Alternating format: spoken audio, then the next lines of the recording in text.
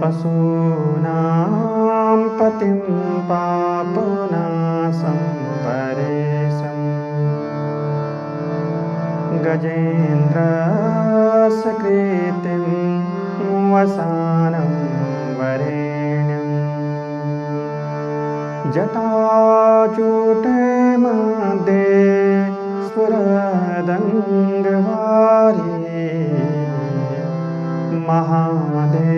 महादेवमेकं स्मरामि स्मरामि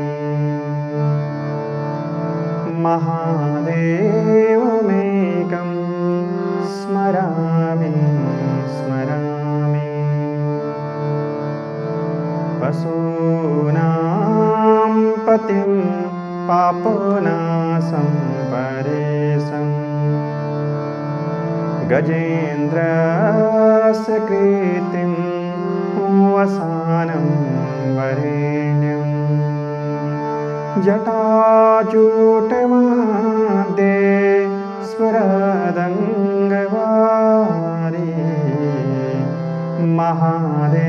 महादेवमेकं स्मरामि स्मरामि महेशं सुरेशं सुरातीतनाशं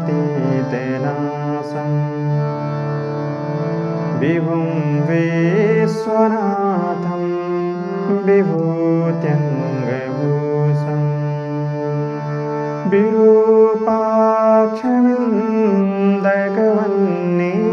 विरूपाक्षमिन्दगवन्नेत्रनेत्रं सदानन्दमीडे प्रभु पञ्चवक्त्रम् गिरीशं गणेशं गले नीलवर्णं गवीन्द्राधिरूढं गणातीतरूपं भवं भास्वरं भस्मनाभूषिताङ्गं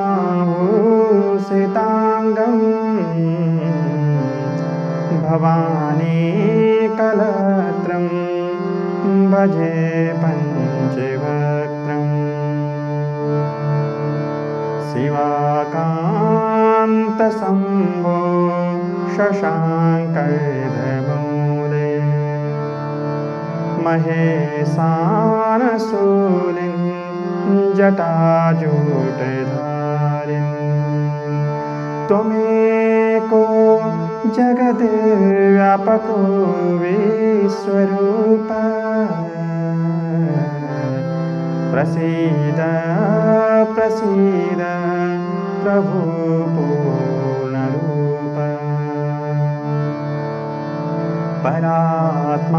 परात्मानमेकं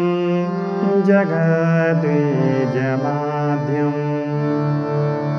निरीहं निराकार ओङ्कारवैद्यम् यतो जायते पाल्यते न विश्वं तमीशं भजे लीयते यत्र विश्वम् न भूमेन चापो न वन्येन वायु न चाकाशमास्ते न तन्द्रा न निन्द्रा न ग्रीष्मो न शीतो न देशो न वेशो न यस्यास्ति मूर्ते तमीरे पशूनां पतिं पापनाशं परेशम् गजेन्द्रस्य कीर्तिं वसानं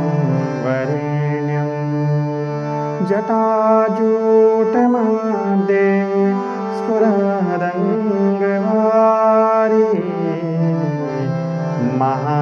महादेवमेकं स्मरामि स्मरामि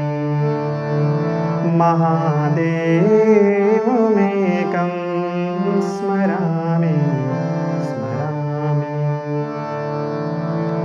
महादेवमेकं स्मरामि।